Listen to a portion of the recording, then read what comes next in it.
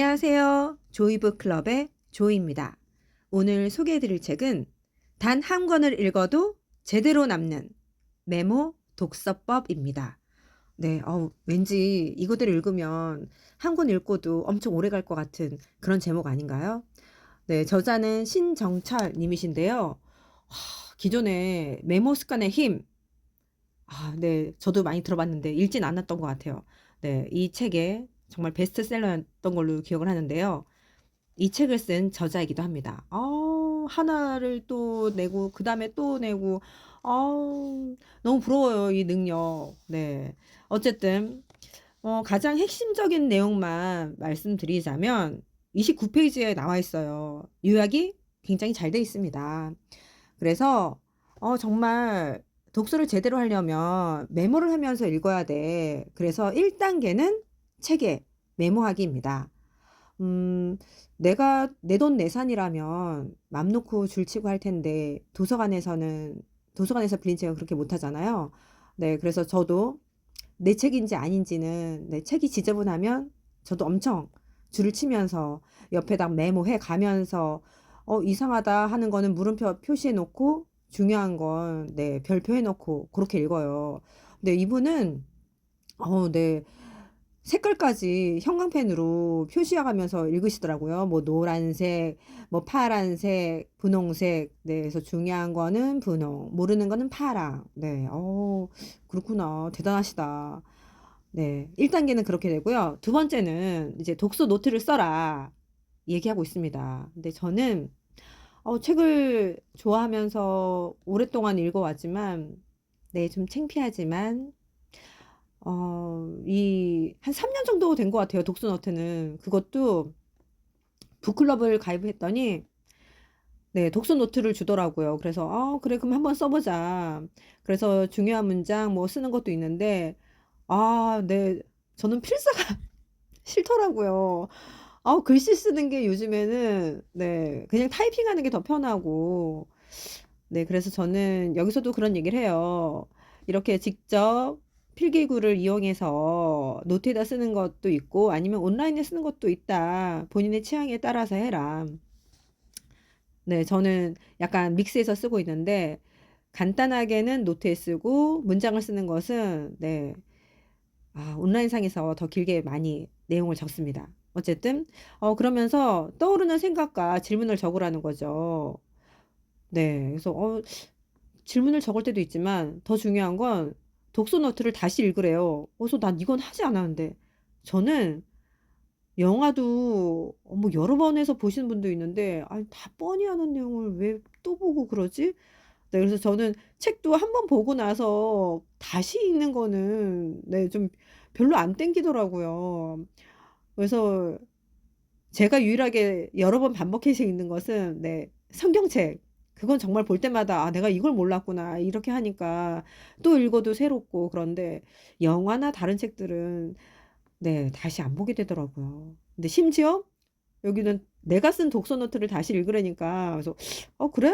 한번 또 써 있으니까 옛날에 썼던 거 찾아서 읽어보니 리마인드가 되더라고요. 그래서 그때 내가 이렇게 느꼈지. 이게 중요하다고 생각을 했지. 그래서 내가 이렇게 해야 되겠다 결심한 것들 반성하게 되더라고요.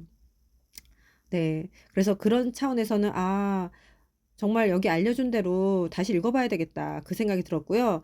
이제 3단계 넘어가게 되면은 독서 마인드 맵을 작성해라. 그래서 키워드를 뽑고 이렇게 계층을 나눠. 그래서 강조하고 싶은 것들 표시를 해놔 하는데 저는 이렇게 디테일하게까지는 마인드 맵을 안 하고 동그라미 큰 거 하나에다가 격가지 몇 개 치는 정도 로 제가 마인드 맵을 했는데 요것도 책에 따라서는 요런 게 좀 필요할 수 있겠구나라는 생각이 들었습니다.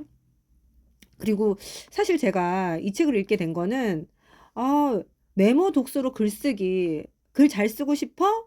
그 노하우까지 여기 있어서 읽게 되었거든요. 그래서 봤더니 여기에서는 글을 쓰고 싶다면 일단 질문을 찾아라라는 거죠. 네. 그렇게 하고 핵심 문장을 쓰고 요렇게 요렇게 쪼개고 나눠서 설계도를 그려서 글을 써라. '그래 일단 쓰자.' 네. '뭐든 쪼개야지.' 네. '하기 편하다.' 그래서 한 번 더 결심을 하게 되었습니다. 그리고 마지막 5 단계가 이제 메모 독서 습관을 들여라. 그래서 규칙적으로 읽는 습관을 들이라고 하는데 네 전 2 단계는 지난 것 같아서 네. 그다음은 이제 독서 모임에 참여하라. 네 요것도 굉장히 도움이 많이 되죠. 그리고 "완벽하게 쓰려고 하지 마라."라고 하면서 마무리를 짓고 있는데요. 그래서 지금 만약에 저처럼 기존에 독서 노트를 쓰지 않았다거나 메모 없이 책을 읽으셨다면 한 번쯤 읽으시고 '아 좀 오래 갈 수 있겠구나. 더 내 것으로 만들 수 있겠구나. 더 나아가서 이렇게 글쓰기가 될 수도 있겠구나.' 동기부여가 되는 메모 독서법을 추천해 드립니다. 그리고 109 페이지에서 그런 얘기가 나와요.